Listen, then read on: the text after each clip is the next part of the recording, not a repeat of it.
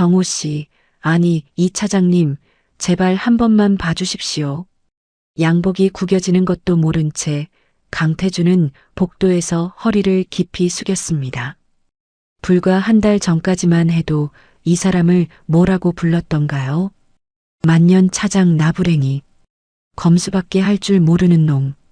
아내 앞에서까지 대놓고 무시했던 사람에게 지금 두 손을 비비며 사정하고 있었습니다.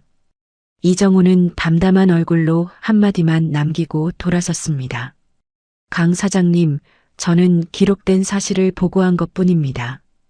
복도 끝에서 다른 협력사 사장들이 그 장면을 지켜보고 있었지만 아무도 강태준에게 다가가지 않았습니다.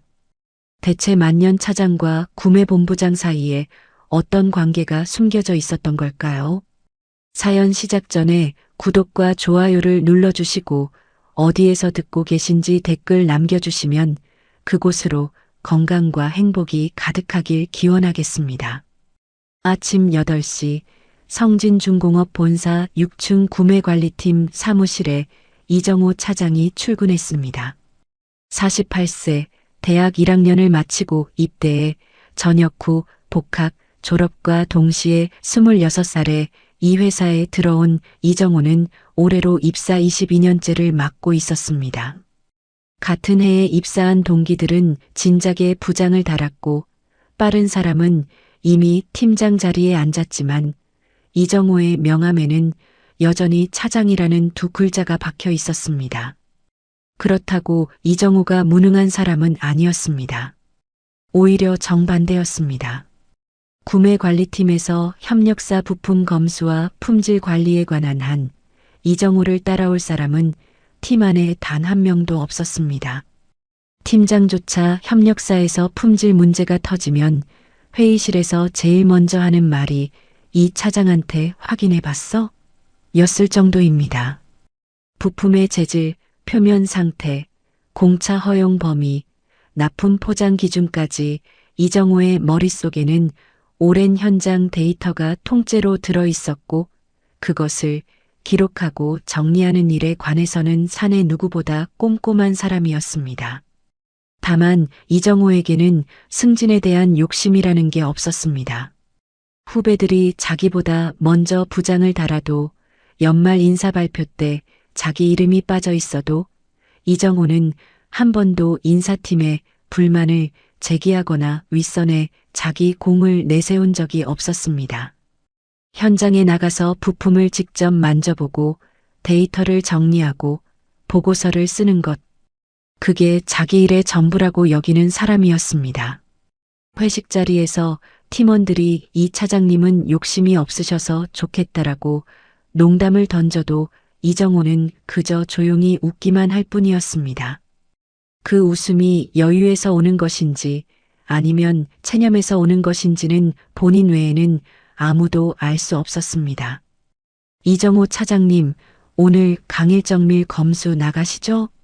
자리에 앉아 검수 일정표를 확인하던 이정호에게 오재혁 부장이 커피를 한 잔 내밀며 말을 걸었습니다.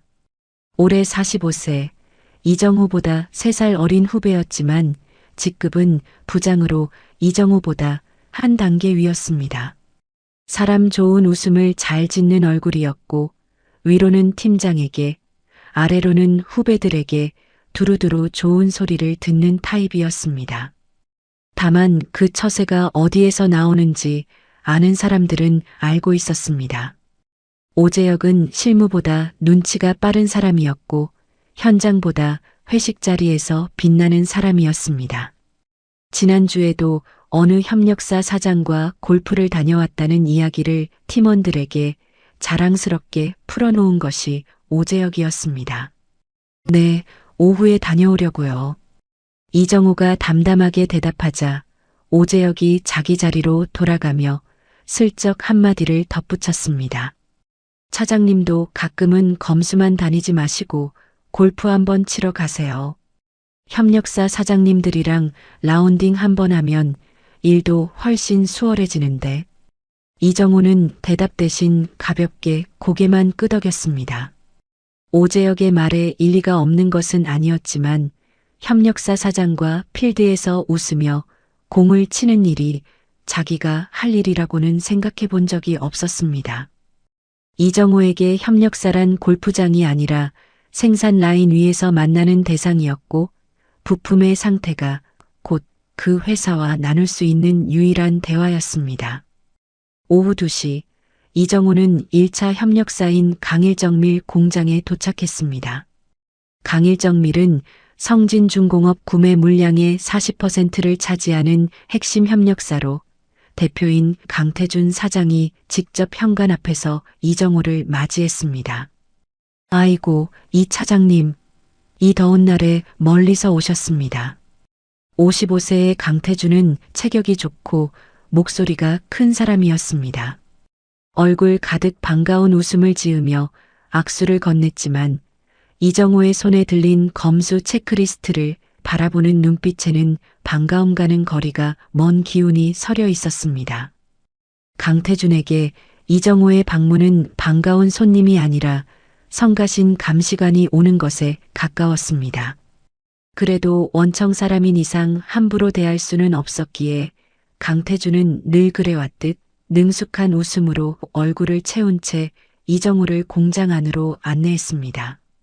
이정호는 인사를 마치고 곧장 생산 라인으로 들어갔습니다. 강태준이 옆에서 이것저것 설명을 붙이며 따라다녔지만 이정호의 시선은 오직 부품에만 가 있었습니다. 표면 상태, 치수 규격, 포장 기준을 하나하나 체크하며 라인을 돌았고 30분쯤 지났을 때 이정호의 손이 멈췄습니다. 컨베이어 위에 놓인 부품 하나를 집어들고 형광등 아래로 가져간 이정호가 표면을 천천히 훑쳤습니다. 강 사장님, 이 로트 표면에 미세 스크래치가 이건 있습니다. 시정 요청서 작성하겠습니다. 강태준의 입꼬리가 미세하게 떨렸습니다. 불쾌함을 삼키듯 목을 한번 가다듬은 강태준이 목소리를 낮추며 말했습니다. 차장님, 이 정도는 현장에서 다 있는 거 아닙니까? 납품 일정도 빠듯한데 너무 깐깐하게 잡으시면 우리도 단가 맞추기가 쉽지 않습니다. 규격은 규격입니다. 강 사장님. 시정 요청서는 내일까지 회신 부탁드립니다. 이정호는 담담한 목소리로 말을 마치고 체크리스트에 메모를 적었습니다. 더 이상 덧붙이는 말도 표정의 변화도 없었습니다. 강태준은 시정 요청서를 받아들며 입안에서 무언가를 삼켰지만 이정호가 있는 자리에서는 끝내 아무 말도 하지 못했습니다. 웃음기를 유지하고 있었지만 그 웃음이 점점 뻣뻣하게 굳어가고 있다는 것을 강태준 본인도 느끼고 있었습니다. 이정호가 검수를 마치고 공장을 나섰습니다. 주차장에서 차에 시동을 걸고 정문을 빠져나가는 것까지 확인한 뒤에야 강태준의 얼굴에서 웃음기가 완전히 사라졌습니다. 공장장을 사무실로 불러들인 강태준이 넥타이를 느슨하게 풀며 책상 위를 한번 내리쳤습니다. 아니, 만년 차장이 뭘 안다고 매번 트집이야. 위로는 다 부장인데 혼자 차장 달고 앉아서 할 수 있는 게 검수밖에 없으니까 거기서 힘을 쓰는 거 아니야? 공장장이 조심스럽게 고개를 끄덕이며 입을 열었습니다. 사장님, 그래도 원청 사람인데 좀 맞춰드려야. 맞춰주고 있으니까 이 꼴이지. 맞춰줄 만큼 맞춰줬는데 매번 올 때마다 트집을 잡으니 일을 하겠어. 다음에 구매관리팀장한테 한마디 해야겠어. 검수 담당 좀 바꾸라고. 강태준은 창밖을 노려보며 혀를 찼습니다. 방금까지 이정호 앞에서 짓고 있던 환한 웃음과는 완전히 다른 사람의 얼굴이었습니다. 공장장은 더 이상 말을 보태지 못한 채 조용히 사무실을 빠져나왔고 강태준은 한동안 책상에 기대 앉은 채 못마땅한 표정을 거두지 않았습니다. 같은 시각 성진중공업으로 돌아가는 차 안에서 이정호는 핸들을 잡은 채 조용히 전방만 바라보고 있었습니다. 라디오에서 흘러나오는 저녁 뉴스 소리만이 차 안을 채우고 있었고 이정호의 표정에는 화도, 억울함도 아무것도 묻어있지 않았습니다. 매일 같은 일을 해온 사람의 얼굴은 그저 오늘도 하루를 마쳤다는 담담함 그 자체였습니다. 매년 상반기가 끝나갈 무렵이면 성진중공업 구매관리팀에서는 협력사 대표들을 초청해 합동 만찬을 열었습니다. 공식적으로는 상반기 실적을 점검하고 하반기 협력 방향을 논의하는 자리였지만 실제로는 원청과 협력사 사이의 관계를 다지는 회식에 가까웠습니다. 서울 강남의 한 고급 한정식집 대형룸에 구매관리팀 직원들과 1차 협력사 대표 8명이 모였고 팀장이 간단한 인사말을 마친 뒤로는 자연스럽게 술잔에 오가기 시작했습니다. 강태준은 이런 자리에서 유독 존재감을 드러내는 사람이었습니다. 목소리가 크고 농담을 잘 쳤으며 자리에 있는 다른 협력사 사장들에게 형님 아오하며 분위기를 주도하는 데 능했습니다.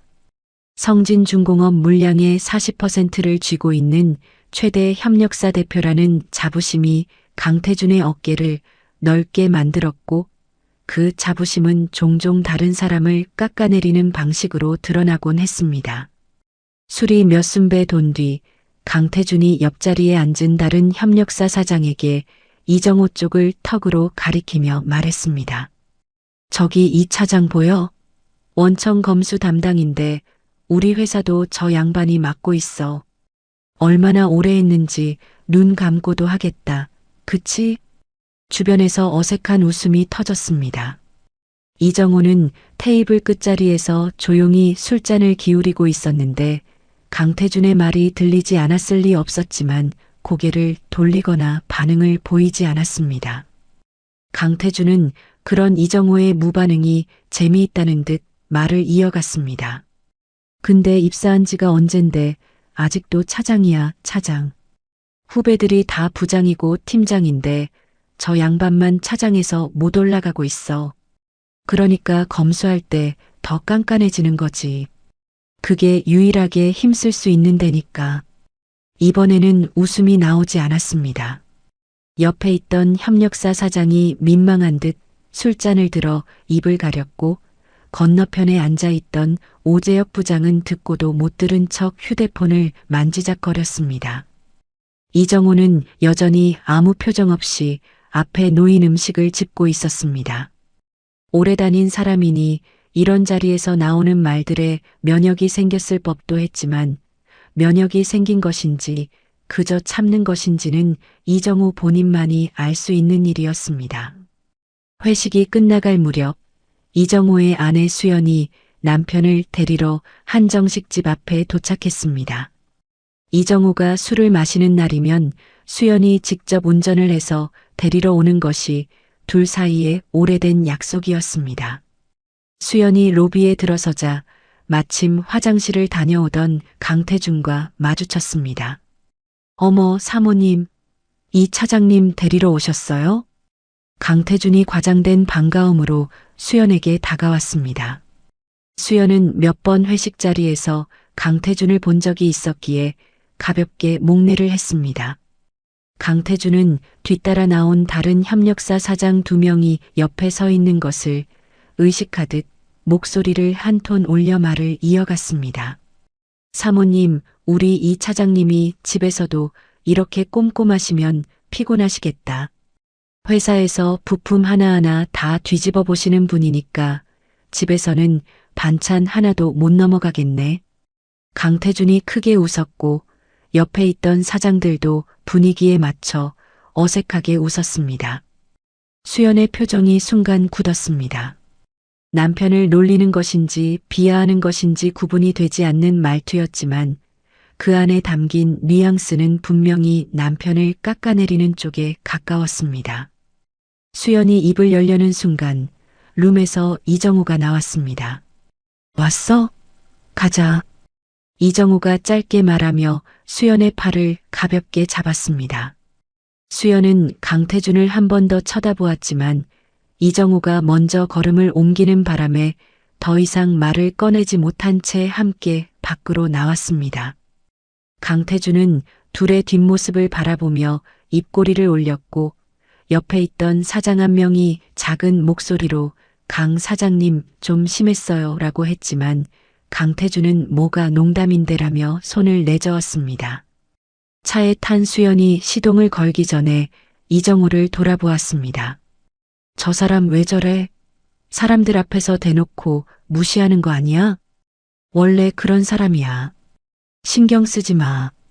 이정호가 조수석에 앉아 안전벨트를 매며 담담하게 대답했습니다. 수연은 납득이 되지 않는 표정이었습니다. 원래 그런 사람이면 됐어? 당신이 그 회사 부품 검수를 얼마나 오래 해준 사람인데 감사하지는 못할 망정 사람들 앞에서 왜 저렇게 깎아내려. 나한테까지 저런 소리를 하는데 그냥 넘어가? 재혁이가 있었으면 웃으면서 넘겼을 거야. 나도 그냥 넘기는 거야. 이정호의 말에 수연은 더 이상 말을 잇지 못했습니다. 화를 내는 것도 아니고 억울해하는 것도 아닌 이정호의 그 담담한 태도가 수연에게는 오히려 더 답답하게 느껴졌습니다. 차가 출발하고 한동안 두 사람 사이에 대화가 없었습니다. 수연은 운전대를 잡은 채 한숨을 한번 삼켰고 이정호는 창밖으로 흘러가는 가로등 불빛을 물끄러미 바라보고 있었습니다.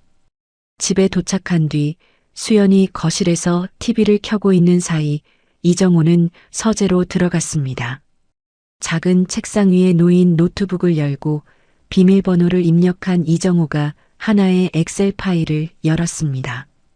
파일 이름은 협력사 관리 기록이었고 그 안에는 날짜별로 빼곡하게 정리된 데이터가 들어 있었습니다. 이정호는 오늘 날짜를 입력하고 강일정밀 항목 아래에 무언가를 적기 시작했습니다. 검수 결과, 시정 요청 내역, 그리고 그 아래에 짤막한 메모 한 줄이 추가되었습니다. 이정호는 파일을 저장하고 노트북을 닫았습니다. 서재 불을 끄고 나오는 이정호의 얼굴에는 여전히 아무런 감정이 묻어있지 않았습니다. 거실에서 수연이 커피 마실래? 라고 물었고 이정호는 응이라고 짧게 대답하며 소파에 앉았습니다. 오늘 하루도 그렇게 끝나가고 있었습니다. 하지만 서재 안 노트북 속에 조용히 쌓여가고 있는 기록의 무게를 이정호 외에는 아직 아무도 알지 못했습니다. 이정호에게는 남들이 모르는 습관이 하나 있었습니다. 입사 초기부터 시작된 것은 아니었고 구매관리팀에서 협력사 검수 업무를 본격적으로 맡기 시작한 뒤로 자연스럽게 생긴 습관이었습니다. 검수를 나갈 때마다 현장에서 확인한 모든 것을 기록으로 남기는 것. 불량률, 규격 미달 건수, 시정 요청 이행 여부, 납기 지연 횟수까지 이정호의 엑셀 파일에는 협력사별로 수년치 데이터가 빼곡하게 정리되어 있었습니다. 회사 시스템에도 검수 결과를 입력하게 되어 있었지만 그것은 분기별 요약 수준에 그쳤습니다. 이정호가 개인적으로 관리하는 파일은 차원이 달랐습니다. 날짜별로, 로트별로 어떤 부품에서 어떤 결함이 나왔는지, 시정 요청을 보냈을 때 며칠 만에 회신이 왔는지, 시정 조치가 실제로 이루어졌는지 여부까지 한 줄 한 줄 기록되어 있었습니다. 누가 시킨 일이 아니었습니다. 이정호는 그저 자기 일을 자기 방식대로 하고 있었을 뿐이고 그 방식이란 현장에서 눈으로 확인한 것을 데이터로 남기는 것이었습니다. 특이한 점이 하나 있었습니다. 대부분의 협력사 파일에는 검수 데이터만 들어 있었지만 강일정밀 파일에는 별도의 시트가 하나 더 존재했습니다. 거기에는 검수와 직접 관련이 없는 내용들이 적혀 있었습니다. 날짜, 장소, 그리고 강태준이 이정호에게 했던 말들. 이 정도는 현장에서 다 있는 거 아닙니까? 너무 깐깐하게 잡으시면 우리도 단가 맞추기가 쉽지 않습니다. 사모님, 차장님이 집에서도 이렇게 꼼꼼하시면 피곤하시겠다. 누군가에게 보여주기 위해 만든 파일이 아니었습니다. 이정호 자신도 이 기록을 어디에 쓸 생각이 있었던 것은 아니었습니다. 다만 기록하는 사람은 기록하는 것이고 현장에서 일어난 일은 현장에서 일어난 대로 남겨두는 것이 이정호의 방식이었습니다. 그런 이정호에게 또 한 번 강태준의 회사가 문제를 일으킨 것은 초여름이 막 시작될 무렵이었습니다. 성진중공업 생산 라인에서 조립 공정을 진행하던 중 강일정 밀이 납품한 부품 가운데 일부가 규격에 미치지 못한다는 보고가 현장에서 올라왔습니다. 치수가 허용 공차를 벗어난 부품이 한 로트에서 3건 발견된 것이었습니다. 심각한 사고로 이어질 수준은 아니었지만 규격 미달은 규격 미달이었습니다. 이정호는 해당 부품의 치수 데이터를 직접 재측정하고 사진을 촬영한 뒤 강태준에게 연락을 넣었습니다. 강 사장님, 지난주 납품분 B204 로트에서 규격 미달이 3건 나왔습니다. 공차 상한을 0.03mm 초과했고 사진과 측정 데이터 첨부해서 시정 요청서 보내겠습니다. 전화기 너머로 강태준의 목소리가 돌아왔습니다. 이 차장님, 0.03mm면 그거 거의 공차 범위 안 아닙니까? 현장에서 조립하면 아무 문제 없는 수준인데 그걸 가지고 또 시정 요청을 보내시면 우리도 좀 곤란합니다. 공차 상한은 상한입니다. 강 사장님. 0.03이든 0.01이든 초과하면 규격 미달이고 시정 요청은 절차대로 진행해야 합니다. 아이고, 차장님. 우리가 성진 납품을 얼마나 오래 했는데 이 정도 가지고 매번 서류를 만드시면 서로 피곤하지 않습니까? 한 번만 유하게 넘어가시면 안 되겠습니까? 이정호는 잠시 말이 없었습니다. 그리고 같은 톤으로 대답했습니다. 시정 요청서는 오늘 중으로 보내겠습니다. 회신은 3일 이내로 부탁드립니다. 전화가 끊긴 뒤 강태준은 한동안 수화기를 내려놓지 못했습니다. 얼굴이 붉어진 채 사무실 의자에 기대 앉은 강태준의 머릿속에는 분노와 함께 하나의 생각이 떠올랐습니다.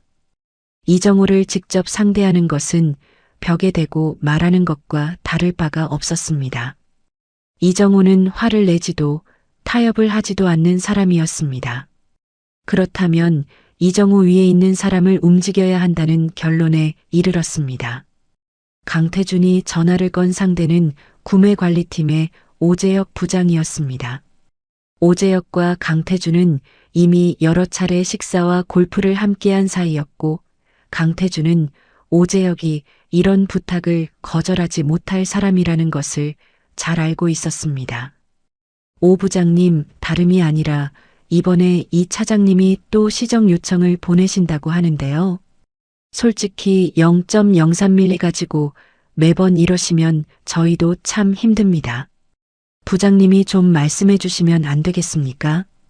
오재혁은 전화를 받고 잠시 생각하는 듯 했지만 곧 익숙한 목소리로 대답했습니다. 아, 강 사장님. 알겠습니다. 제가 한번 얘기해 볼게요. 다음 날 오전 오재혁이 이정호의 자리로 다가왔습니다. 주변에 다른 팀원들이 있었지만 오재혁은 개의치 않는 듯 이정호의 책상 옆에 서서 말을 꺼냈습니다. 이정호 차장님, 강일정밀 시정 요청건 말인데요. 0.03mm면 사실 현장에서 이슈되는 수준은 아니잖아요. 검수 리포트를 좀 둥글게 쓰시면 안 될까요? 오래된 협력사인데 굳이 매번 깐깐하게 잡으실 필요가 있나 싶어서요.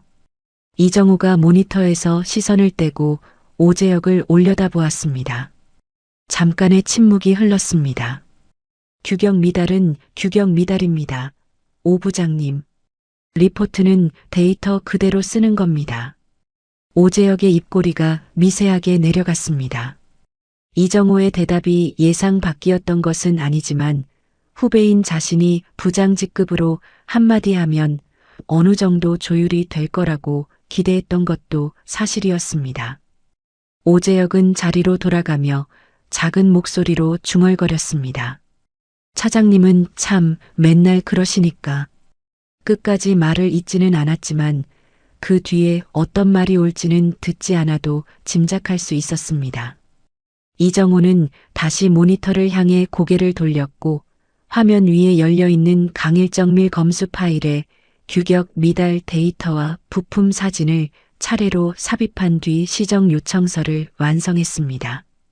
이정호는 시정 요청서를 발송한 뒤 개인 파일을 열어 오늘 날짜 아래에 한 줄을 추가했습니다. B204 로트, 공차 초과 0.03mm 3건. 시정 요청 발송. 그리고 별도 시트에도 짧은 메모가 하나 더 추가되었습니다. 그것이 무슨 내용이었는지는 이정호만이 알고 있었습니다. 퇴근 시간이 되어 사무실 불이 하나둘 꺼지는 가운데 이정호는 노트북 화면을 닫고 가방을 챙겼습니다. 오재혁은 이미 퇴근한 뒤였고 팀 내에 남아있는 사람은 이정호뿐이었습니다. 사무실을 나서며 이정호가 복도 창밖으로 보이는 저녁 하늘을 잠시 바라보았습니다. 얼굴에는 오늘도 아무 감정이 묻어있지 않았지만 이정호의 노트북 속에는 또 하나의 기록이 조용히 쌓여 있었습니다. 그 공지가 사내 게시판에 올라온 것은 장마가 시작되기 직전이었습니다. 우수 협력사 재계약 심사 실시 안내.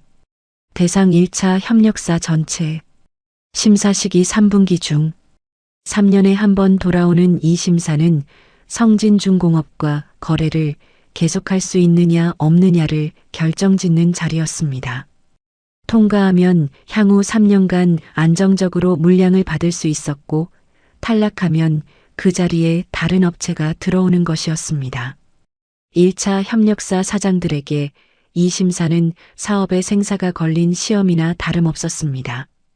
공지가 뜬 날 오후 강태준은 사무실 문을 닫고 혼자 앉아 있었습니다. 책상 위에는 커피잔이 식은 채로 놓여 있었고 강태준의 시선은 핸드폰 화면에 고정되어 있었습니다. 화면에는 성진중공업 구매본부 조직도가 떠 있었습니다. 구매본부장 박상훈 상무. 그 이름을 강태준은 한참 동안 들여다보았습니다. 강일정밀은 성진중공업 물량의 40%를 차지하는 최대 협력사였습니다. 강태준 스스로도 이 정도면 탈락할 일은 없다고 생각하고 있었지만 한 가지 마음에 걸리는 것이 있었습니다. 이정호가 그동안 보내온 시정 요청서가 한두 건이 아니었고 가장 최근의 규격 미달 건까지 합치면 강일정밀의 품질 관련 기록이 깨끗하다고는 절대 말할 수 없는 상태였습니다. 물론 강태준은 그런 기록들이 심사에서 얼마나 영향을 미치는지 정확히 알지 못했습니다. 다만 하나는 확실했습니다. 기록이 불리하면 사람을 통해 뒤집으면 된다는 것. 강태준이 사업을 하며 20년 넘게 믿어온 원칙이었습니다. 첫 번째 타깃은 당연히 박상훈 상무였습니다. 심사의 최종 결정권은 구매본부장에게 있었으니까요. 강태준은 자신 있었습니다. 사람과 사람 사이의 일인데 밥 한 번, 골프 한 번 같이 하면 분위기는 달라지게 마련이라고 강태준은 경험적으로 알고 있었습니다. 며칠 뒤 강태준이 박상훈 상무에게 직접 전화를 걸었습니다. 상무님 안녕하십니까? 강일정밀 강태준입니다.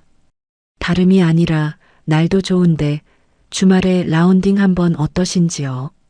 좋은 코스 잡아놨습니다. 박상훈의 대답은 짧았습니다. 강 사장님 감사한데 주말에 일정이 있어서요. 심사 관련해서는 공정하게 진행될 테니 걱정 안 하셔도 됩니다. 강태준은 물러서지 않았습니다. 일주일 뒤에는 고급 와인 세트를 박상훈의 비서실로 보냈습니다. 다음 날 와인은 그대로 돌아왔습니다. 택배 상자에는 메모 하나가 붙어 있었습니다. 마음만 감사히 받겠습니다. 반송합니다. 강태준은 돌아온 상자를 보며 한참을 서 있었습니다. 20년 넘게 사업을 해오면서 이 정도 접근해도 문이 열리지 않는 경우는 드물었습니다. 사무실로 돌아온 강태준이 의자에 깊숙이 기대 앉아 천장을 올려다보았습니다. 박상훈 상무는 벽이었습니다. 밀어도 당겨도 꿈쩍하지 않는 벽. 하지만 강태준은 벽을 뚫을 수 없으면 벽 옆에 있는 문을 찾는 사람이었습니다. 그리고 그 문이 누구인지 이미 알고 있었습니다.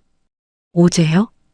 구매관리팀 부장이면서 골프를 좋아하고 좋은 자리에 약하고 무엇보다 성진중공업 구매관리팀 안에서 이정호 다음으로 협력사 심사에 관여하는 사람. 강태준의 계산은 단순했습니다. 본부장을 직접 움직일 수 없으면 그 아래에서 실무를 쥐고 있는 사람을 잡으면 된다. 오재혁이 심사에서 한마디 해주면 적어도 이정호의 까다로운 검수 기록이 최종 평가에 미치는 영향을 줄일 수 있을 거라는 판단이었습니다. 강태준의 접대는 빠르고 정확하게 이루어졌습니다. 첫 번째는 강남의 고급 한우 오마카세였습니다. 1인당 30만 원이 넘는 코스를 둘이서 먹으며 강태준은 사업 이야기는 일절 꺼내지 않았습니다. 오재혁의 골프 실력을 추켜 세우고 요즘 어떤 차를 타고 다니는지, 아이들 학교는 어떤지 같은 이야기만 늘어놓았습니다. 오재혁은 고기를 썰며 기분 좋게 웃었습니다. 두 번째는 주말 골프 라운딩이었습니다. 용인의 멤버십 코스를 잡은 강태준이 오재혁을 태우고 갔고 18호를 도는 내내 강태준은 오재혁의 모든 샷에 감탄사를 아끼지 않았습니다.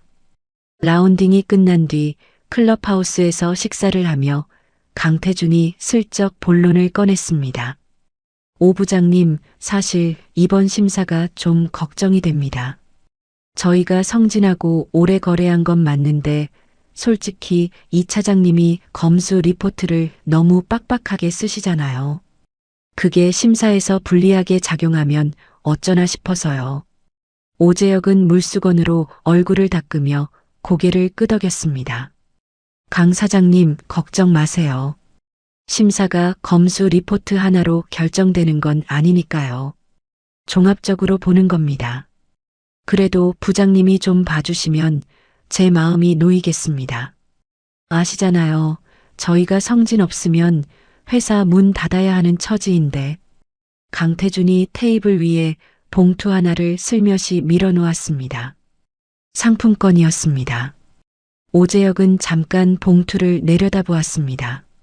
주저하는 기색이 없었다고 하면 거짓말이었지만 그 주저의 시간은 극히 짧았습니다. 오재혁이 봉투를 자연스럽게 골프백 주머니에 넣으며 입을 열었습니다. 강 사장님, 너무 걱정하지 마세요. 제가 알아서 하겠습니다. 강태준의 얼굴에 안도와 함께 넉넉한 웃음이 번졌습니다. 문이 열린 것이었습니다. 적어도 강태준은 그렇게 믿었습니다. 한편 성진중공업 사무실에서 이정호는 심사 시즌이 다가오자 자리에 앉아 그동안 축적한 협력사 데이터를 정리하기 시작했습니다.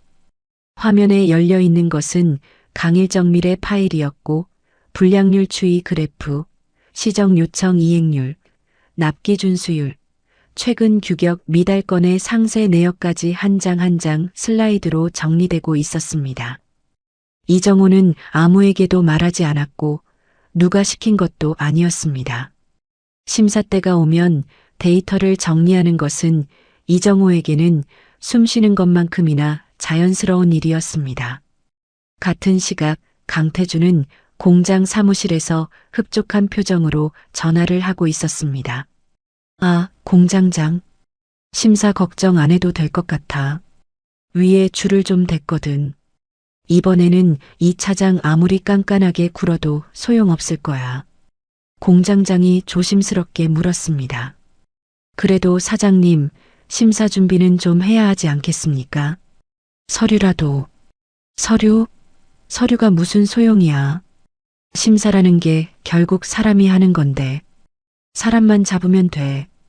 강태준은 자신의 판단에 한치의 의심도 없는 목소리로 말을 마치고 전화를 끊었습니다.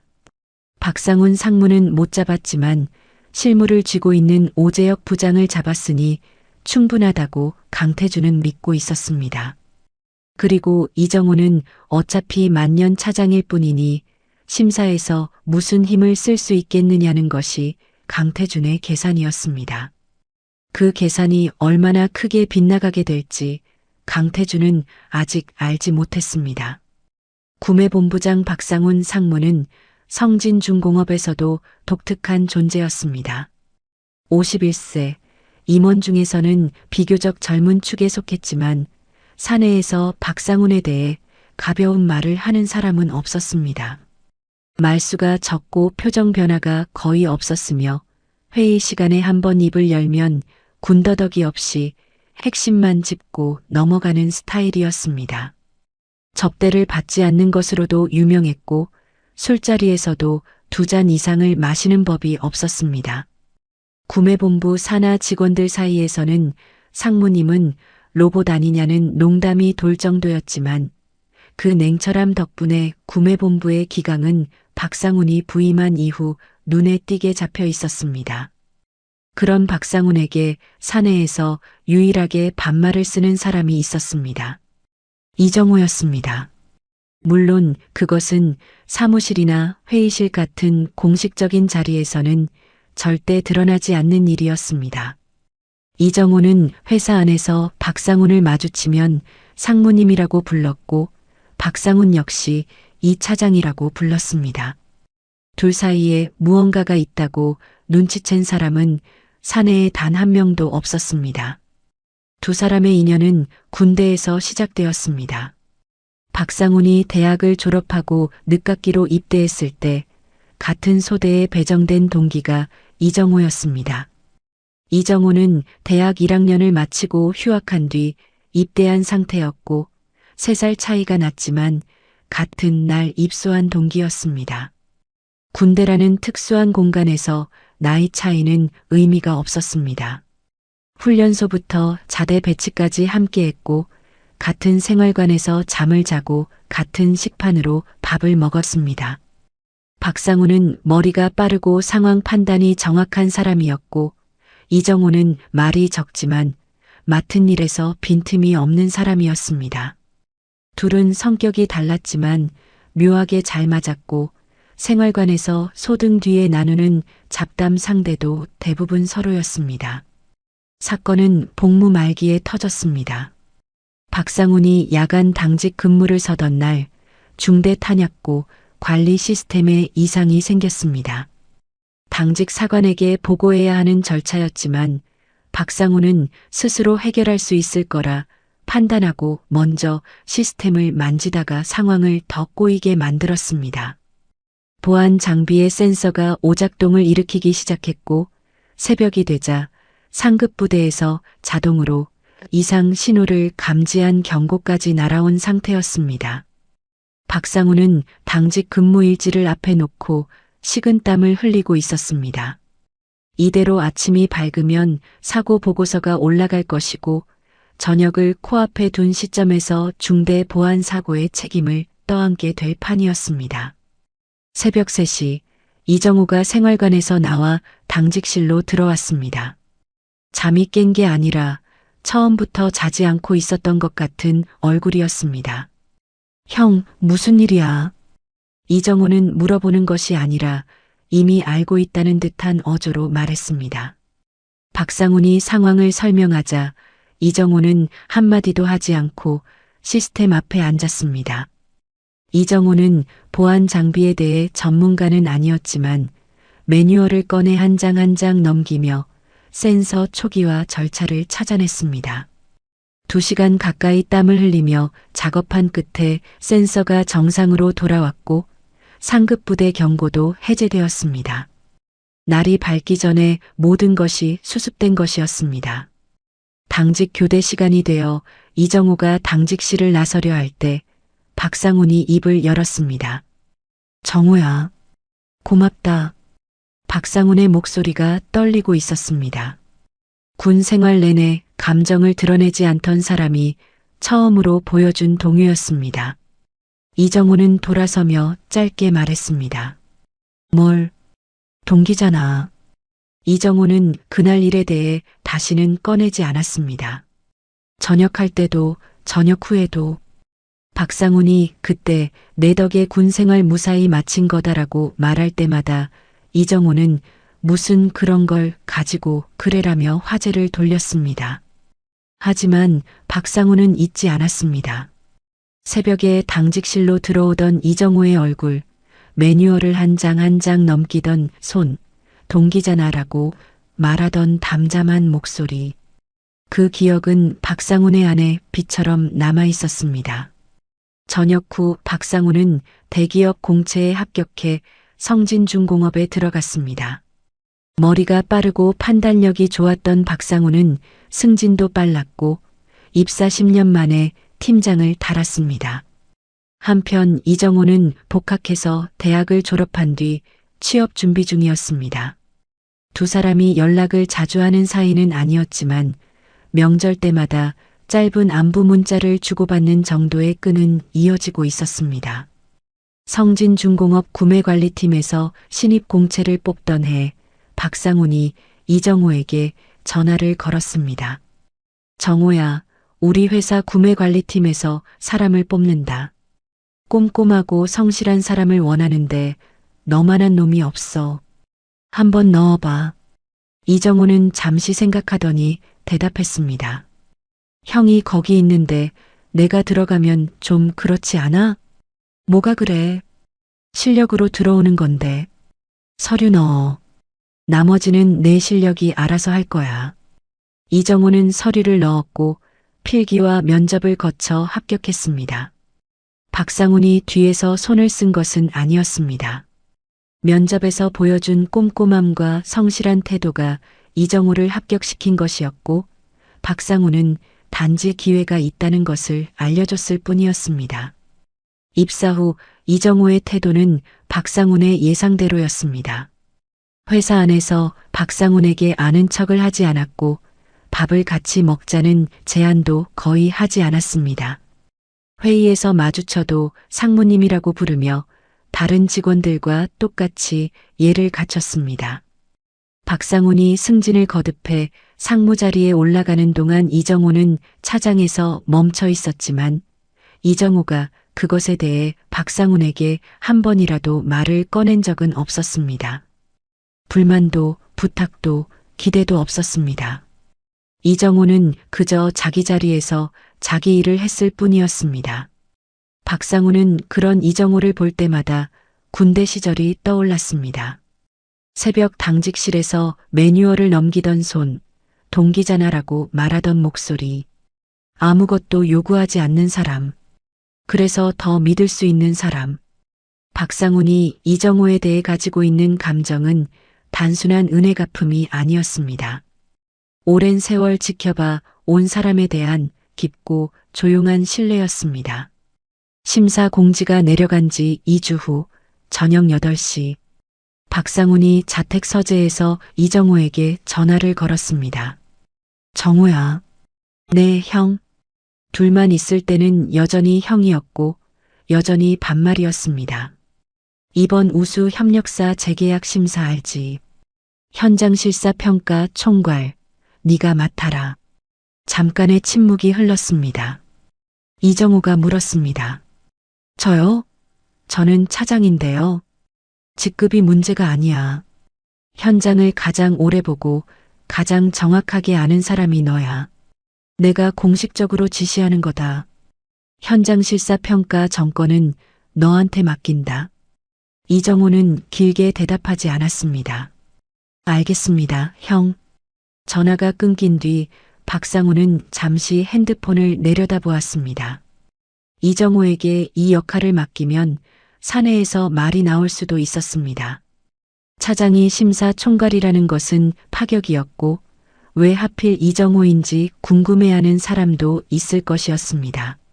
하지만 박상훈은 한치도 흔들리지 않았습니다. 이 심사에서 가장 중요한 것은 정확한 현장 데이터였고 그 데이터를 가장 정확하게 가지고 있는 사람은 이정호 한 명뿐이었습니다. 사적인 감정으로 내린 결정이 아니었습니다. 다만 사적인 신뢰가 그 결정을 더 단단하게 만들어준 것은 사실이었습니다. 같은 시각 강태준은 공장 사무실에서 오재혁과 통화를 하고 있었습니다. 오 부장님, 심사 준비 잘 되고 있는 거지요? 그럼요, 강 사장님. 걱정 마시라니까요. 제가 안에서 잘 봐드리겠습니다. 강태준은 흡족한 표정으로 전화를 끊었습니다. 오재혁이라는 문을 열어놓았으니 만년 차장 이정호가 아무리 깐깐한 리포트를 써봤자 심사 결과에는 큰 영향이 없을 거라고 강태준은 확신하고 있었습니다. 오늘 밤 강태준은 오랜만에 편안한 얼굴로 잠자리에 들었습니다. 하지만 강태준이 잡았다고 믿은 문은 문이 아니었습니다. 그리고 이정호라는 사람의 무게를 강태준은 아직 한 번도 제대로 가늠해 본 적이 없었습니다. 심사 당일 아침 강태준은 평소보다 1시간 일찍 일어났습니다. 옷장에서 가장 좋은 양복을 꺼내 다리미로 한 번 더 눌렀고 넥타이는 진한 남색으로 골랐습니다. 거울 앞에 선 강태준의 표정에는 긴장보다 자신감이 더 많이 묻어 있었습니다. 물론 떨리지 않는 것은 아니었습니다. 3년에 한 번 오는 심사이고 성진중공업 물량이 곧 강일정밀의 생명줄이었으니까요. 하지만 강태준에게는 오재혁이라는 카드가 있었습니다. 실무를 쥐고 있는 부장이 내 편이라는 사실만으로도 강태준의 발걸음은 가벼웠습니다. 오전 10시 성진중공업 본사 15층 대회의실 심사장 입구에 도착한 강태준은 양복 단추를 한번 여미고 문을 밀었습니다. 회의실 안에는 이미 다른 협력사 대표들이 자리에 앉아 있었고 정면 테이블에는 심사위원석이 마련되어 있었습니다. 강태준은 능숙하게 주변을 둘러보며 아는 얼굴들에게 목례를 보냈고 심사위원석 쪽으로 시선을 옮겼습니다. 구매본부장 박상훈 상무가 중앙에 앉아 서류를 넘기고 있었고 그 옆에는 구매관리팀장과 품질관리팀 관계자가 자리하고 있었습니다. 강태준은 박상훈 상무에게 다가가 허리를 숙이며 인사했습니다. 상무님 안녕하십니까? 강일정밀 강태준입니다. 오늘 잘 부탁드리겠습니다. 박상훈은 가볍게 고개를 끄덕이며 앉으시죠라고만 했습니다. 강태준은 자기 자리로 돌아가 앉으며 슬쩍 회의실 안을 한 번 더 훑었습니다. 오재혁 부장이 심사위원석 끝자리에 앉아 있는 것이 보였습니다. 강태준과 오재혁의 눈이 잠깐 마주쳤고 오재혁이 아주 미세하게 고개를 끄덕여 보였습니다. 강태준은 그 작은 신호 하나에 어깨가 조금 더 펴지는 것을 느꼈습니다. 10시 정각 박상훈 상무가 자리에서 일어났습니다. 회의실이 조용해졌고 모든 시선이 박상훈에게 집중되었습니다. 오늘 우수 협력사 재계약 심사를 시작하겠습니다. 심사 절차에 대해 간략히 말씀드리겠습니다. 박상훈은 심사 일정과 평가 항목을 설명한 뒤 서류 한 장을 들어 읽었습니다. 이번 심사에서 현장 실사 평가는 구매관리팀 이정호 차장이 총괄합니다. 현장 실사 평가 정권은 이 차장에게 위임하였으며 해당 평가 결과는 최종 심사 점수에 그대로 반영됩니다. 회의실 안에 잠깐의 정적이 흘렀습니다. 몇몇 협력사 대표들이 서로 얼굴을 쳐다보았고 심사위원석에 앉아있던 오재혁의 표정이 굳어졌습니다. 차장이 심사 총괄이라는 것도 의외였지만 그보다 오재혁을 당황하게 만든 것은 자신이 아닌 이정호에게 정권이 주어졌다는 사실이었습니다. 강태준에게 제가 알아서 하겠습니다라고 큰 소리를 쳤던 자신이 실은 아무런 권한도 쥐고 있지 않았다는 것이 이 한마디로 드러나 버린 것이었습니다. 강태준의 반응은 더 극적이었습니다. 양복 주머니에 넣어두었던 손이 무의식적으로 움켜쥐어졌고 목이 뻣뻣하게 굳었습니다. 이정호. 만년 차장 이정호가 자기 회사의 운명을 쥐고 앉아 있다는 사실이 강태준의 머릿속에서 곧바로 받아들여지지 않았습니다. 검수나 하러 다니던 차장이 심사 정권을 가진 평가 총괄이라니. 강태준은 자기도 모르게 이를 악물었습니다. 잠시 뒤 심사위원석 한쪽 문이 열리고 이정호가 들어왔습니다. 평소와 다를 것 없는 차분한 얼굴이었습니다. 양복도 특별히 빳빳한 것이 아니었고 손에 들고 있는 것은 노트북 한 대와 서류 파일 하나뿐이었습니다. 이정호는 심사위원석 정면에 앉으며 노트북을 열었고 회의실 안에 누구와도 눈을 마주치지 않은 채 화면을 확인했습니다. 강태준은 그 모습을 노려보듯 바라보고 있었습니다. 첫 번째 쉬는 시간이 주어졌을 때 강태준이 자리에서 벌떡 일어나 복도로 나갔습니다. 박상훈 상무가 커피를 들고 복도에 서 있는 것이 보였습니다. 강태준은 빠른 걸음으로 다가가 목소리를 최대한 낮추며 말했습니다. 상무님, 잠깐 말씀 좀 드려도 되겠습니까? 네, 말씀하세요. 다름이 아니라 이정호 차장이 저희 회사 검수를 오랫동안 담당해 왔는데요. 솔직히 말씀드리면 저희 회사에 대해 개인적인 감정이 좀 있는 것 같습니다. 이런 상황에서 평가 총괄을 맡기시면 공정성에 문제가 있지 않겠습니까? 다른 분으로 교체해 주시면 안 되겠습니까? 강태준의 목소리에는 정중함 속에 절박함이 섞여 있었습니다. 박상우는 커피를 한 모금 마시고 컵을 내렸습니다. 그리고 강태준을 정면으로 바라보며 입을 열었습니다. 강 사장님, 감정이 있으면 감정을 살 짓을 하신 겁니다. 평가는 데이터로 합니다. 강태준의 얼굴에서 혈기가 빠져나갔습니다. 박상훈의 말은 짧았지만 그 안에 담긴 의미는 명확했습니다. 당신이 이정호를 어떻게 대했는지 나는 알고 있다. 그리고 그것은 당신의 문제이지 이정호의 문제가 아니다. 강태준은 입을 열었다가 다시 닫았고 결국 아무 말도 하지 못한 채 허리를 숙이고 돌아섰습니다. 자리로 돌아가는 강태준의 머릿속에 지난 몇 년간의 장면들이 필름처럼 스쳐 지나갔습니다. 회식 자리에서 다른 사장들 앞에서 이정호를 깎아내렸던 일, 이정호의 아내 앞에서 꼼꼼하시면 피곤하시겠다라고 웃음거리로 만들었던 일, 만년 차장이 뭘 안다고라며 뒤에서 욕했던 일, 검수 리포트를 수정해달라고 오재혁을 통해 압박을 넣었던 일, 그 모든 장면들이 하나하나 떠오를 때마다 강태준의 이마에 식은땀이 맺혔습니다. 이정호는 그때마다 아무 말도 하지 않았습니다. 화를 내지도 항의를 하지도 않았습니다. 다만 그 자리에서 묵묵히 자기 일을 했을 뿐이었습니다. 그리고 지금 그 사람이 심사 정권을 쥐고 정면에 앉아 있었습니다.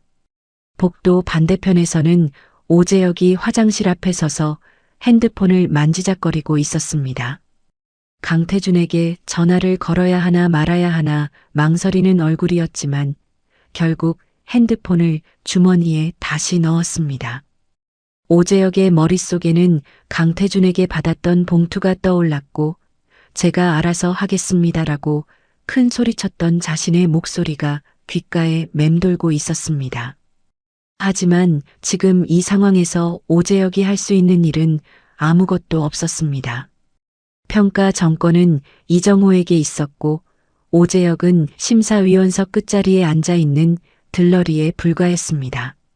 쉬는 시간이 끝나고 심사위원들이 다시 자리에 앉았습니다. 이정호가 노트북 화면을 프로젝터에 연결하며 담담한 목소리로 말했습니다. 지금부터 현장 실사 평가를 시작하겠습니다. 첫 번째 대상은 강일정밀입니다. 강태준은 의자에 등을 바짝 붙인 채 두 손을 무릎 위에 올려놓았습니다. 손바닥이 축축하게 젖어 있었지만 그것을 닦을 여유조차 없었습니다. 이정호의 시선은 노트북 화면에 고정되어 있었고 그 담담한 얼굴에는 감정이라고 부를 수 있는 것이 단 한 조각도 보이지 않았습니다. 프로젝터 화면이 켜졌습니다. 흰 배경 위에 강일정밀 현장실사 평가라는 제목이 떠올랐고 그 아래에는 평가 항목별 데이터가 정리되어 있었습니다. 이정호는 리모컨을 들고 첫 번째 슬라이드를 넘기며 입을 열었습니다. 강일정밀의 최근 3년간 납품 품질 데이터입니다. 불량률 추이부터 보겠습니다. 이정호의 목소리에는 힘이 들어가 있지 않았습니다. 발표를 한다기보다는 보고를 한다는 쪽에 가까운 톤이었고 감정은 어디에도 묻어 있지 않았습니다. 화면에 꺾은 선 그래프가 나타났습니다. 3년 전에는 0.8%였던 불량률이 2년 전 1.2%, 지난해 1.7%로 꾸준히 상승하고 있었고 올해 상반기는 5.3%를 찍고 있었습니다.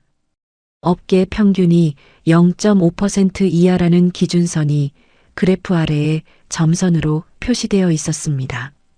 심사위원석에 앉아있던 품질관리팀 관계자가 안경을 고쳤으며 그래프를 들여다보았습니다. 강태준은 그래프의 상승 곡선을 바라보며 입술을 깨물었지만 아직은 참을 수 있는 범위라고 스스로를 다독이고 있었습니다. 불량률이 높다고 해서 바로 탈락하는 것은 아닐 거라는 계산이었습니다. 이정호가 다음 슬라이드를 넘겼습니다. 화면에 뜬 것은 시정 요청 이행률 표였습니다. 이정호가 발송한 시정 요청 건수 총 14건. 그중 기한 내 회신이 온 것은 5건. 시정 조치가 실제로 완료된 것은 3건. 나머지 11건은 미회신이거나 구두로 처리하겠다는 답변만 있었을 뿐 실질적인 개선이 확인되지 않은 건이었습니다. 이정호는 각 건의 날짜, 시정 요청 내용, 강일정밀 측 회신 내용, 이행 결과를 하나하나 읽어나갔습니다. 회의실 안에 술렁임이 일기 시작했습니다. 다른 협력사 대표들이 강태준 쪽을 힐끗거렸고 심사위원석에서도 서류를 넘기는 손이 빨라졌습니다.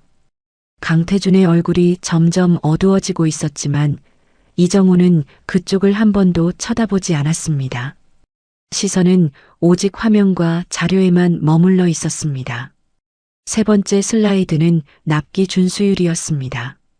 3년간 총 납품 127건 중 납기를 지키지 못한 건이 19건. 비율로 따지면 85%의 준수율이었고 성진중공업의 기준선인 95%에 한참 미치지 못하는 수치였습니다. 이정호가 데이터를 읽는 동안 강태준의 목에 힘이 들어갔고 결국 참지 못하고 손을 들었습니다. 잠깐만요, 이 차장님. 납기 지연건에 대해서는 설명할 것이 있습니다. 저희도 원자재 수급 문제가 있었고 그 부분은 구매관리팀에도 사전에 알린 바가 있습니다. 이정호가 잠시 멈추었습니다. 그리고 슬라이드를 한 장 넘기자 화면에 강태준이 보냈다는 사전 통보 내역이 나타났습니다.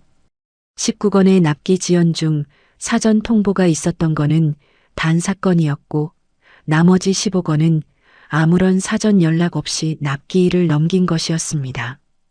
강 사장님 말씀하신 사전 통보 건은 사건입니다. 나머지 15건에 대해서는 기록에 사전 연락 내역이 없습니다. 강태준의 입이 열렸다가 다시 닫혔습니다. 더 이상 말을 이을 근거가 없었습니다. 회의실 안의 시선이 강태준에게 집중되었고 강태준은 고개를 살짝 숙인 채 손을 내렸습니다. 이정호가 다음 슬라이드로 넘어갔습니다. 화면에 부품 사진이 떠올랐고 회의실 분위기가 한순간에 바뀌었습니다. 가장 최근에 발견된 규격 미달 부품 3건의 사진이었습니다. 치수 측정 데이터가 사진 옆에 표시되어 있었고 공차 상한을 초과한 수치가 빨간색으로 표기되어 있었습니다. 마지막으로 가장 최근에 발생한 규격 미달 건에 대해 보고드리겠습니다. B204 로트에서 발견된 규격 미달 부품 3건입니다. 공차 상한을 0.03mm 초과했습니다. 강태준이 다시 손을 들었습니다. 이 차장님, 0.03mm면 현장에서 조립에 영향이 없는 수준 아닙니까? 그건 그때도 말씀드렸지 않습니까? 이정호는 강태준을 처음으로 정면으로 바라보았습니다. 그리고 슬라이드를 한 장 더 넘겼습니다. 이 부품은 B204 유압 밸브 어셈블리에 들어가는 핵심 부품입니다. 해당 부품이 적용되는 라인은 성진중공업의 산업용 중장비 유압 시스템이며 안전 등급 1등급에 해당합니다. 규격 미달이 현장 조립에 영향이 없다는 판단은 최종 사용 환경을 고려하지 않은 판단입니다. 회의실이 싸늘해졌습니다. 안전 등급 1등급이라는 말이 나온 순간 심사위원석에 앉아있던 품질관리팀 관계자의 표정이 확연히 달라졌습니다. 펜을 내려놓고 이정호의 화면을 직시하는 그의 얼굴에는 더 이상 가벼운 기색이 남아있지 않았습니다. 강태준은 아무 말도 하지 못했습니다. 자기가 0.03mm 가지고 뭘 그러냐며 대수롭지 않게 넘기려 했던 부품이 안전 핵심 부품이었다는 사실을 강태준은 이 자리에서 처음 알았는지 아니면 알고도 모른 척했던 것인지 어느 쪽이든 변명이 되지 않는 상황이었습니다. 구매관리팀장이 서류를 덮으며 입을 열었습니다. 이 차장, 강일정 밀의 현장 실사 평가 종합 점수는 몇 점입니까? 42점입니다. 과락 기준은 60점입니다. 회의실에 다시 한번 정적이 흘렀습니다. 42점. 과락 기준에서 18점이나 모자란 점수였습니다. 품질관리팀 관계자가 안경 너머로 강태준을 한번 바라보더니 천천히 입을 열었습니다. 이 정도 수치면 재계약이 아니라 거래 중단을 검토해야 하는 것 아닙니까? 강태준의 얼굴이 사색이 되었습니다. 거래 중단이라는 단어가 귀에 박히는 순간 강태준의 시야가 흔들리는 것 같았습니다. 성진중공업 물량이 없으면 강일정밀은 버틸 수 없었습니다. 매출의 40%가 아니라 그 물량이 있어야 다른 거래처도 유지할 수 있는 구조였습니다. 이 심사에서 탈락하면 회사가 흔들리는 정도가 아니라 문을 닫아야 할 수도 있었습니다. 박상훈 상무가 마지막으로 정리했습니다. 현장 실사 평가 결과 강일정밀은 과락입니다. 재계약 심사 탈락으로 처리합니다. 이의가 있으시면 서면으로 제출해 주십시오. 강태준은 고개를 숙인 채 아무 말도 하지 못했습니다. 옆에 앉아있던 다른 협력사 대표 한 명이 민망한 듯 시선을 피했고 오재혁은 심사위원석 끝자리에서 서류를 만지작거리며 안절부절 못하는 기색이 역력했습니다. 자신이 강태준에게 접대를 받고 알아서 하겠다고 큰 소리쳤던 일이 이 자리에서 아무런 의미도 없는 허풍이 되어버린 것이었습니다. 심사가 끝나고 회의실 문이 열리자 강태준이 가장 먼저 밖으로 나갔습니다. 복도를 걸어가던 강태준이 뒤에서 나오는 이정호를 발견하고 발걸음을 되돌렸습니다. 이정호가 복도 창가에 서서 노트북을 가방에 넣고 있었습니다. 이 차장님, 강태준의 목소리가 떨리고 있었습니다. 이정호가 고개를 들어 강태준을 바라보았습니다. 아니, 정호 씨, 제발 한 번만 봐줄 수 없겠습니까? 저희 회사가 성진 물량 없으면 어떻게 됩니까? 직원들이 200명입니다. 제발 한 번만 기회를 주십시오. 강태준의 허리가 깊이 숙여졌습니다. 불과 며칠 전까지만 해도 만년 차장 나부랭이라고 불렀던 사람 앞에서 강태준은 손이 발이 되도록 빌고 있었습니다. 목소리는 갈라지고 있었고 눈가에 물기가 번지고 있었습니다. 이정호는 잠시 강태준을 바라보았습니다. 그 시선에 분노도 통쾌함도 동정도 담겨 있지 않았습니다. 이정호의 입에서 나온 것은 짧은 한마디였습니다. 강 사장님, 저는 기록된 사실을 보고한 것뿐입니다. 이정호는 가방을 어깨에 메고 돌아섰습니다. 복도를 걸어가는 이정호의 뒷모습을 강태준이 풀이 죽은 채 바라보고 있었고, 복도 반대편에서는 심사를 마치고 나오던 다른 협력사 사장 두세 명이 그 장면을 멀리서 목격하고 있었습니다. 누구도 강태준에게 다가가지 않았고 누구도 말을 걸지 않았습니다. 그저 한 번 보고 고개를 돌렸을 뿐이었습니다. 오재혁은 회의실 안에 마지막까지 남아 서류를 정리하는 척하다가 강태준과 마주치지 않으려는 듯 반대편 비상구 쪽으로 빠져나갔습니다. 심사 결과는 다음 날 공식 통보되었습니다. 강일정밀 우수 협력사 재계약 심사 탈락. 성진중공업 구매관리팀 명의로 발송된 공문에는 현장 실사 평가 과락이라는 사유가 한 줄로 적혀 있었고, 이에 제기 절차와 기한이 안내되어 있었습니다. 강태준은 그 공문을 사무실 책상 위에 놓고 한참 동안 움직이지 못했습니다. 20년 넘게 유지해온 성진중공업과의 거래가 종이 한 장으로 끝난 것이었습니다. 소문은 빠르게 퍼졌습니다.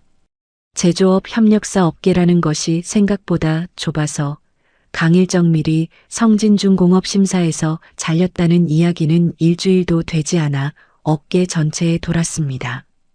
단순히 탈락했다는 사실만 도는 것이 아니었습니다. 현장 실사에서 42점을 맞았다는 것, 안전 등급 1등급 부품에서 규격 미달이 나왔다는 것, 심사 당일 강태준 사장이 복도에서 심사 총괄에게 매달렸다는 것까지 사리부터 전해졌습니다. 누가 퍼뜨린 것인지는 알 수 없었지만 그날 복도에 있던 협력사 대표들의 입이 가만히 있었을 리 없었습니다. 강태준은 성진중공업 물량이 빠진 자리를 메우기 위해 발 빠르게 움직였습니다.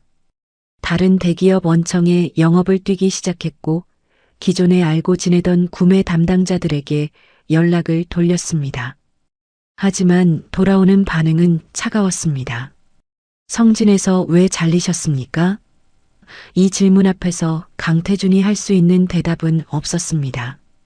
품질 문제로 과락을 맞았다는 사실을 숨길 수도 없었고, 솔직하게 말하자니 자기 입으로 자기 무덤을 파는 꼴이었습니다. 성진중공업이라는 대기업의 심사에서 탈락한 이력은 다른 원청에게는 이 회사는 품질 관리가 안 되는 곳이라는 낙인과 다르지 않았습니다. 한편 성진중공업에서는 강일정밀이 빠진 물량을 채우기 위한 신규 협력사 선정이 빠르게 진행되었습니다. 새로 들어온 협력사는 경기도 안산에 있는 중견 정밀가공 업체였고, 대표인 윤 사장이 첫 미팅을 위해 성진중공업 본사를 방문했습니다. 구매관리팀 사무실에 들어선 윤 사장이 가장 먼저 찾은 사람은 팀장도 부장도 아닌 이정호였습니다. 이 차장님, 처음 뵙겠습니다. 잘 부탁드리겠습니다. 윤 사장은 양손으로 명함을 건네며 허리를 깊이 숙였습니다. 이정호가 명함을 받으며 잘 부탁드립니다라고 짧게 대답하자 윤 사장은 자리에 앉기도 전에 한마디를 덧붙였습니다. 업계에서 이 차장님이 검수에 굉장히 철저하시다는 말씀을 많이 들었습니다. 저희도 그 기준에 맞춰 납품하겠습니다. 이정호는 가볍게 고개를 끄덕일 뿐 별다른 반응을 보이지 않았지만 옆에서 지켜보던 후배 직원이 나중에 점심시간에 다른 팀원에게 속삭였습니다. 윤 사장 봤어? 차장님한테 완전 꼬박꼬박이더라. 업계에서 이정호의 이름이 어떻게 통하고 있는지를 보여주는 장면이었습니다. 성진중공업 구매관리팀 이 차장한테 잘못 보이면 끝이다. 그 말이 업계에 퍼지기까지는 그리 오래 걸리지 않았습니다. 그리고 이정호 본인이 전혀 예상하지 못한 일이 하나 더 벌어졌습니다. 심사가 끝나고 2주쯤 지난 어느 날 성진중공업 감사팀에서 구매관리팀에 조사 요청 공문이 내려왔습니다. 내용은 간단했습니다. 우수 협력사 재계약 심사와 관련하여 협력사로부터 부당한 접대 또는 금품을 수수한 사실이 있는지 확인 요청. 심사 과정에서 제출된 자료를 검토하던 감사팀이 강일정밀의 과락 경위를 살피는 과정에서 강태준의 접대 정황이 포착된 것이었습니다. 오재혁은 그 공문이 팀 내에 돌기 시작한 날 오후 화장실에서 나오다 복도에서 이정호와 마주쳤습니다. 오재혁의 얼굴은 하얗게 질려 있었고 이정호와 눈이 마주친 순간 시선을 피하며 빠르게 지나갔습니다. 이정호는 그런 오재혁의 뒷모습을 잠깐 바라보았지만 아무 말도 하지 않았습니다. 며칠 뒤 오재혁이 감사팀에 소환되었다는 소문이 팀 내에 돌았습니다. 강태준으로부터 골프 접대와 상품권을 받은 사실이 확인되었고 사내 징계 절차에 들어갈 가능성이 높다는 이야기였습니다. 팀원들 사이에서 수군거림이 있었지만 이정호는 그 이야기에 한 번도 끼어들지 않았습니다. 이정호의 자리에는 여전히 검수 일정표와 서류 파일만이 놓여 있었고 오늘도 내일도 해야 할 일의 목록만이 이정호의 세계를 채우고 있었습니다. 심사가 끝난 지 한 달쯤 지난 어느 점심시간 박상훈 상무가 이정호를 구내식당이 아닌 회사 근처의 작은 국밥집으로 불렀습니다. 둘이서만 밥을 먹는 일은 회사에 들어온 이후로도 손에 꼽을 정도로 드문 일이었습니다. 국밥을 한 그릇씩 시키고 마주 앉은 두 사람 사이에 잠시 침묵이 흘렀습니다. 정호야. 네, 형. 이번 심사 잘했다.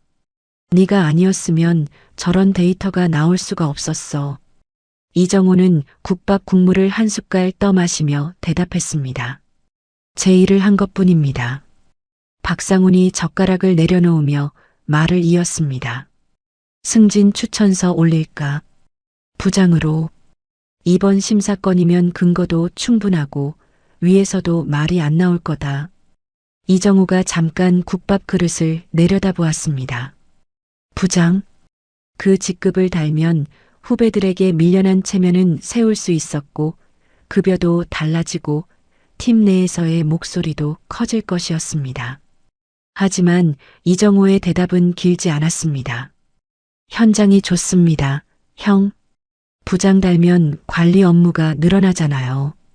저는 검수 나가는 게 맞는 사람입니다. 박상훈이 한동안 이정호를 바라보았습니다. 그리고 국밥 국물을 한 숟갈 떠마시며 조용히 웃었습니다.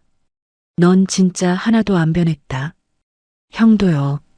두 사람은 더 이상 그 이야기를 하지 않았습니다. 국밥을 다 먹고 계산대 앞에서 서로 계산하겠다고 실랑이를 잠깐 벌인 뒤 박상훈이 카드를 먼저 내밀었습니다. 식당 문을 나서며 박상훈은 다음에는 네가 사라고 했고 이정호는 네, 형이라고 대답했습니다. 그게 전부였습니다. 퇴근 시간이 되어 이정호가 사무실 불을 끄고 건물을 나섰습니다. 주차장으로 걸어가는 도중에 수연에게서 전화가 왔습니다. 오늘 뭐 먹을까? 아무거나. 수연이 전화 너머로 웃으며 말했습니다. 오늘 목소리가 밝네. 회사에서 무슨 좋은 일 있었어? 이정호는 잠깐 생각하더니 대답했습니다. 별일 없어? 전화를 끊고 주차장을 걸어가는 이정호의 뒷모습은 어제도 오늘도 내일도 달라질 것이 없어 보였습니다. 양복도 아닌 평범한 점퍼 차림에 손에는 서류 가방 하나. 성진중공업 구매관리팀 만년 차장 이정호. 직급은 변하지 않았고 자리도 변하지 않았습니다. 하지만 그 자리의 무게를 아는 사람은 이제 한둘이 아니었습니다. 세상에는 두 종류의 사람이 있습니다. 직급과 타이틀로 사람의 가치를 판단하는 사람과 그 사람이 매일 어떤 일을 어떻게 해왔는지를 보는 사람. 강태준은 이정호의 명함에 적힌 차장 두 글자만 보았고 박상우는 이정호가 20년 넘게 현장에서 쌓아온 기록의 무게를 보았습니다. 우리 주변에도 이정호 같은 사람이 있을 것입니다. 화려한 자리에 욕심 없이 자기 일을 묵묵히 해내는 사람. 그런 사람은 눈에 잘 띄지 않습니다.